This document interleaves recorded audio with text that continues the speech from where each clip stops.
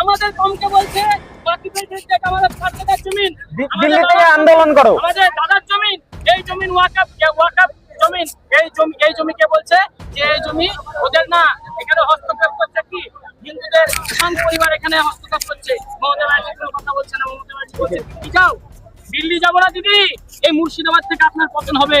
আর হুমায়ুন কবির পতন করবে, এটা 100%।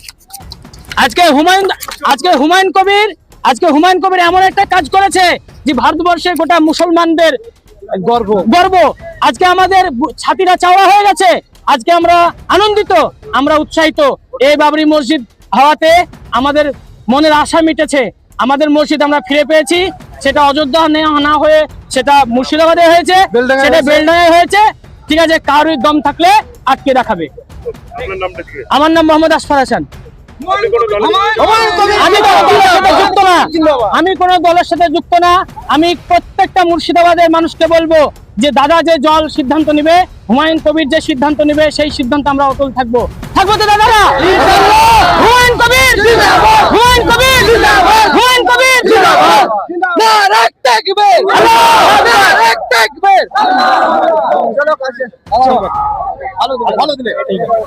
দাদা মাইক খুব সুন্দর হয়েছে। তো আপনারা দেখলেন এখানে সাধারণ মানুষের বক্তব্য, খুব সুন্দর লাগলো। তবে আপনাদের কেমন লাগলো অবশ্য কমেন্টে জানাবেন। তবে এখানে আমরা সবাই এসে খুব গর্ববোধ করছি যে এখানে আমরা সামিল হতে পেরেছি। এখানে প্রচুর জনসংখ্যক এসেছে এখানে সামিল হওয়ার জন্য। আপনার কেমন লাগছে? খুবই ভালো লাগছে এবং খুবই আবেগপ্লুত। আপনার বাড়ি কোথায়? আমার বাড়ি শ্যামনগর, মুর্শিদাবাদ। এখান থেকে তো অনেকটা রাস্তা। অনেক রাস্তা ভাই, এই রাস্তার তো কিছু মনে হচ্ছে না, তুচ্ছ। এখানে সামিল হতে পেরে কেমন লাগছে? নিজেকে খুবই গর্বিত মনে করছি এবং মনে হচ্ছে যেন আল্লাহ আমাকে স্বয়ং এখানে পাঠিয়েছেন এই এতগুলো লোকের জমায়েত দেখার জন্য এবং এই জায়গায় আসার জন্য। সত্যি অসাধারণ কথা। তবে আমাদের এই জায়গাতে এই জিনিসটা হচ্ছে যে বাবরি মসজিদ, তবে এই জায়গাতে হচ্ছে, এটা আমাদের সত্যি ধারণার বাইরে একদম। তবে হঠাৎ এই যে প্রোগ্রাম যে এখানে বাবরি মসজিদ হচ্ছে, এটা যেভাবে মানুষ শুনেছে অবশ্যই সেভাবে মানুষ এসেছে, তাই না? একদম। এখানে শুধু মুর্শিদাবাদ বলে নাই, এখানে গোটা ভারতবর্ষের মানুষ অবশ্য উপস্থিত হয়েছে, তাই তো নাকি? যে যেখান থেকে পেরেছেন, আমার কাছে যতটা খবর আছে 24 পরগনা, ভাঙড়, তারপরে আপনার সাঁতরাগাছি থেকে লোক গতকাল রাত্রে এসে এখানে জমায়েত হয়েছেন। আর আজকে তো যারা এসছেন তার তো মানে কোনো এই নেই, মানে কোনো খবর দেওয়াই কঠিন। বহু লোক আসতে পারে। হ্যাঁ, বহু লোক আসতে না, আমরা সুন্দরবন থেকে এসেছি। সুন্দরবন, হ্যাঁ। এখান থেকে তো অনেকটা রাস্তা সুন্দরবন। হ্যাঁ, আমরা রাত্রে এসেছি। রাত্রে কালকে এসেছেন তো? এখানে কোথায়, এখানে ছিলেন না আশেপাশে ছিলেন? না, আশেপাশে ছিলাম। এই আসতে আসতে এত লেট হয়ে গেছে। সত্যি আমাদের এটা খুব ভাগ্যের বিষয় যে আমাদের বুকের উপরে যে বাবরি মসজিদ হচ্ছে, এটা সত্যি আমাদের কল্পনায় ছিল না যে এই জিনিসটা এখানে উদ্ঘটিত হবে। তবে আমাদের এখানে যত মানুষ এসেছে, সত্যি এই জিনিসটা দেখে খুব ভালো লাগছে আমাদের। হ্যাঁ, ভালো লাগছে তো। কেমন লাগছে? আমাদের মনের কাছে মুসলমান হিসাবে গর্ববোধ করি যে আমরা মসজিদ, আমাদের মনে একদিন ছিল যে বাবরি মসজিদ হবে, ইনশাআল্লাহ হয়েছে। আল্লাহ আমাদের আশা পূরণ করেছে। আমরা শুনেছি বাবরি মসজিদকে নিয়ে যত রকম ঘটনা আমরা শুনেছি, তবে সে জিনিসটার প্রতি মানুষ সেসব বাধা আমরা ভেদ করে চলে এসেছি। মানুষের একদম ভুল ধারণা ছিল। যে সমস্ত দেখবেন আপনি লক্ষ্য করে, যে সমস্ত শিক্ষিত ভদ্রলোক মানুষ, তিনি হিন্দু এবং মুসলমান যিনি হোক, তিনি কোনো বাজে মন্তব্য করেন না, তিনি খবর রাখেন। বাবরি একটা মানুষের আবেগ। বাবরিকে 1992 সালে ধ্বংস করে দেওয়া হয়েছে, কিন্তু মানুষের মন থেকে যায়নি। মানুষের মনের ভিতরে বাবরি আছে। তাই আজ নতুন করে এখানে বাবরি মসজিদের ভিত্তি স্থাপন হচ্ছে, যার জন্য সারা বাঙালি তথা মুসলিম এবং যারা শুভ বুদ্ধি সম্পন্ন হিন্দু সম্প্রদায়, অন্যান্য সম্প্রদায়, একদম শিক্ষিত সমাজ, তারা সকলেই খুশি এবং আনন্দিত। অবশ্যই, কারণ বাবরি তো একটা ইতিহাস। অবশ্যই সেটা ইতিহাসের পাতায় আছে, সেটা মুছে ফেলা কখনো সম্ভব না। একদম না। সেই যে বাবরির নাম, সেই যে বাবরি মসজিদের নাম, সেটা ছোট থেকে বড় বয়স্ক পর্যন্ত সবার মনে জায়গা করেছে। আর সেই ইতিহাস মুছে ফেলা কোনোদিন একদমই না। আমি আরেকটি কথা বলতে চাই। আপনারা দেখবেন যে একটা ছাগলের যদি 3খানা বাচ্চা হয়, দুটো বাচ্চা দুধ খেয়ে লাফালাফি করে নাচে, আর একজন না খেয়েই কিন্তু তাদের নাচ দেখে নাচে, বাজে বাজে কমেন্ট করছে। এই হুমায়ুনের মাথায় কেটে নিতে পারলে 1 কোটি টাকা দেবো, এ বলছে আমি যথেষ্ট, আমি কাফি। হ্যাঁ, সেই সব লোকগুলোর উদ্দেশ্যে বলতে চাই যে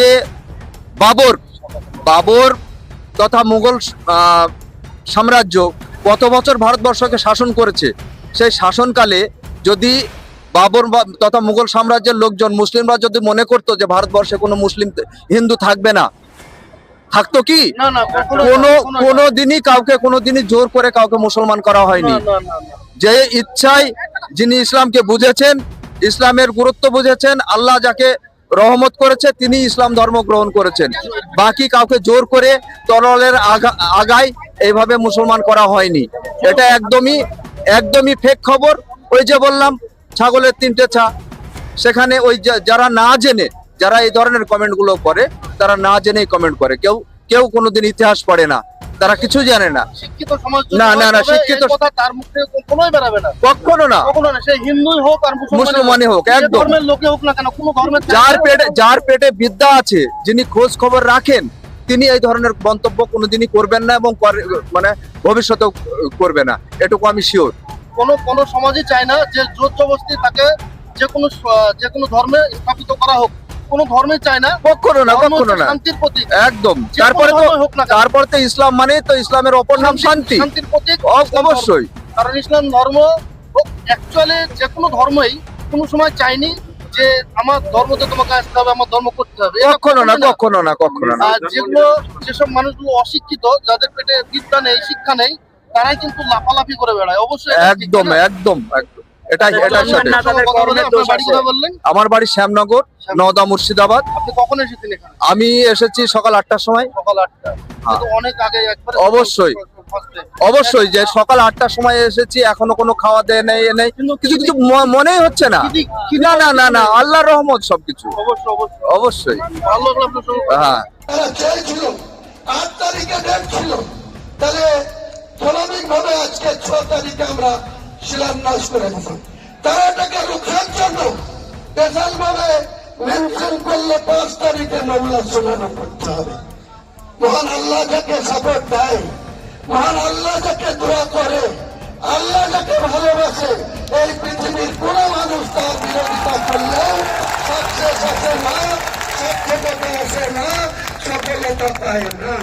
তাই মহান আল্লাহর দ্বারা হক ইচ্ছায় আমরা সেই হাইকোর্টে আইনের লড়াইয়ে এখানে আফজল সাহেব, আলী আফজল।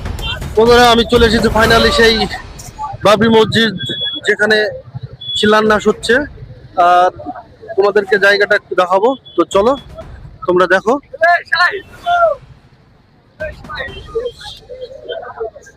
এই জায়গাতে সেই বাবরি মসজিদ শিলান্যাস হলো, আর আমি ঠিক টাইমে পৌঁছাতে পারিনি। আর দেখছো কত মানুষ।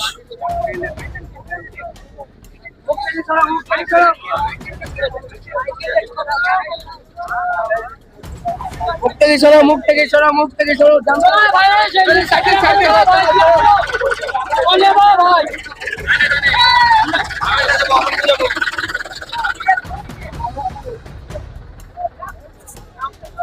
মানুষে গিজ গিজ করছে এখানে। ও, আর সব ট্রাক্টরে ইট ফিট নিয়ে এসে এখানে সব দাঁড়িয়ে আছে।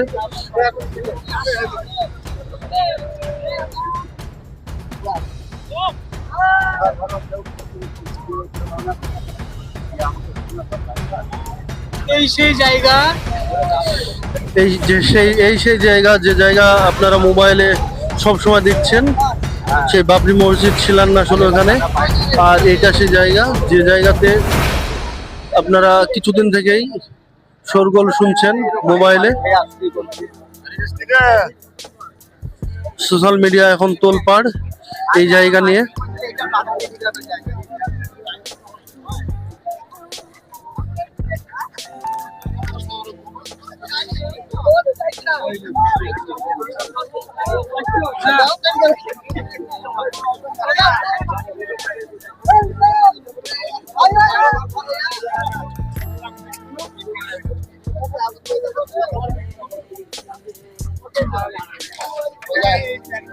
আল্লাহু আকবার।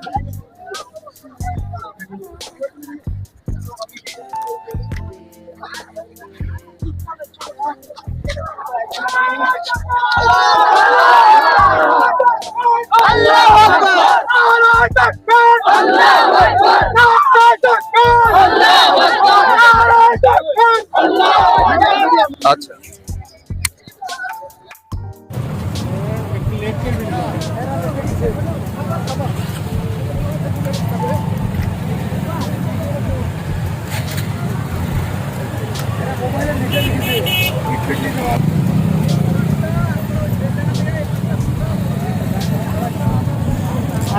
আরেকটু পরে আসলে যাক না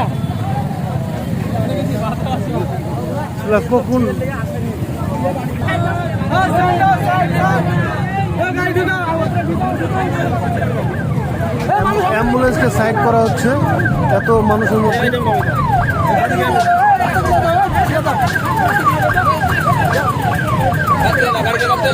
গাড়ি